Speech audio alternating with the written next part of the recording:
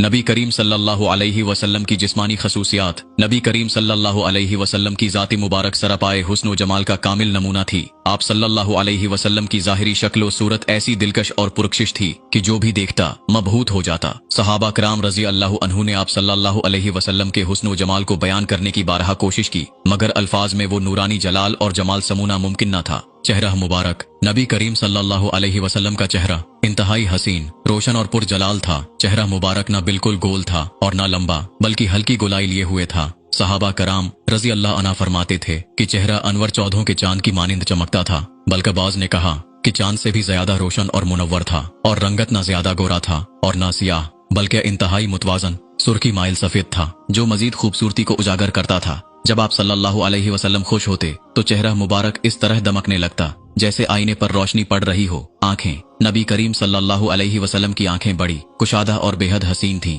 पलकें लंबी और घनी थीं, जो हुस्न में इजाफा करती थीं। आंखों की सफेदी में हल्की सी सुर्खी थी, जो जलाल और रौब का इजहार करती थी। आप सल्लल्लाहु अलैहि वसल्लम की नजर इंतहाई तेज थी, न सिर्फ सामने बल्कि पीछे भी देखने की कुदरत अता की गई थी। बाल मुबारक। आप सल्लल्लाहु अलैहि वसल्लम के बाल न ज्यादा घुंघरियाले थे और न बिल्कुल सीधे, बल्कि हल्की लहर वाले और निहायत खूबसूरत थे। बालों की लंबाई कभी कंधों तक, कभी कानों की लू तक और कभी दरमियानी रहती थी। आप सल्लल्लाहु अलैहि वसल्लम के बाल स्याह और घने थे, मगर आखिर उम्र में चंद सफेद बाल नमूदार हुए जिन्हें शुमार किया जा सकता था। सहाबा कराम रज़ी अल्लाह अन्हु बयान करते हैं कि आप सल्लल्लाहु अलैहि वसल्लम के सर और दाढ़ी में सफेद बाल बहुत कम थे, और जो थे वो ज्यादातर सूरा हूद और दीगर सख्त आयात के असर से सफेद हुए। दाढ़ी मुबारक घनी, सयाह और इंतहाई खूबसूरत थी, जो चेहरे को मजीद पुरकशिश बनाती थी। बाज रिवायात में आया है कि जब आप सल्लल्लाहु अलैहि वसल्लम किसी चीज की तरफ मुतवज्जा होते तो पूरी दाढ़ी मुबारक हरकत करती थी। दानत मुबारक। आप सल्लल्लाहु अलैहि वसल्लम के दांत इंतहाई चमकदार और रोशन थे,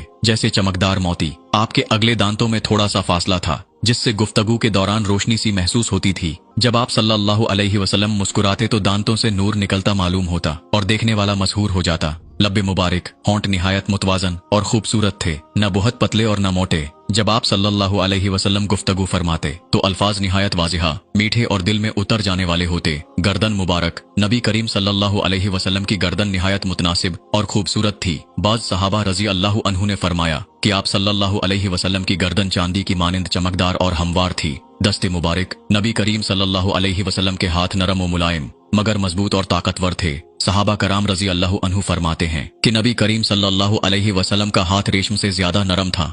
जब किसी के कंधे पर हाथ रखते तो वो शख्स सुकून और राहत महसूस करता। जिस चीज को हाथ लगाते इसमें बरकत पैदा हो जाती। चलने का अंदाज। नबी करीम सल्लल्लाहु अलैहि वसल्लम निहायत बावकार अंदाज में चलते, ऐसा लगता जैसे जमीन को चीरते हुए चल रहे हों। आप सल्लल्लाहु अलैहि वसल्लम का चलना निहायत मौजू था, न ज्यादा तेज और न ज्यादा आहिस्ता, बल्कि ऐसा मालूम होता जैसे बुलंदी से नीचे उतर रहे हों। आम इंसानों की तरह जिस्म को दाएं बाएं नहीं झटकते थे, बल्कि निहायत संजीदगी और वकार से चलते थे। पसीना मुबारक। नबी करीम सल्लल्लाहु अलैहि वसल्लम का पसीना आम इंसानों जैसा न था, बल्कि मुश्क से ज्यादा खुशबूदार था। हजरत उम्मे सलमा रज़ी अल्लाह अन्हा फरमाती हैं कि जब नबी करीम सल्लल्लाहु अलैहि वसल्लम आराम फरमा होते और पसीना आता तो हम उसे जमा कर लेते और खुशबू के तौर पर इस्तेमाल करते, क्योंकि उससे ज्यादा खुशबूदार कोई चीज ना थी। खुशबू। नबी करीम सल्लल्लाहु अलैहि वसल्लम के जिस्म अतहर से हमेशा खुशबू आती थी, यहाँ तक कि अगर आप किसी रास्ते से गुजरते तो देर तक वहाँ खुशबू बाकी रहती थी। अगर कोई शख्स आप सल्लल्लाहु अलैहि वसल्लम से मुसाफहा करता